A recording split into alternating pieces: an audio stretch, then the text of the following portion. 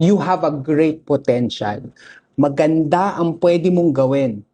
Sky's the limit is for you. But you have been distracted. Nadidistract ka. Iba-iba. Pwedeng social media, pwedeng sa games. Wala namang problema doon. But sometimes, mas natututok tayo doon sa mga distraction. That's why, do not let your distraction be your destruction.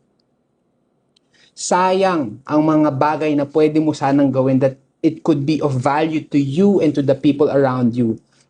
Make your life that's focused on your goals, on the purposes of God, and huwag ka magpa-distract sa mga bagay na makakalayo sa'yo in doing your goals. Wala namang masama manood ng Netflix, mag-TikTok, pero sana hindi 5 oras, 6 na oras at hindi mo na nagagawin goals mo.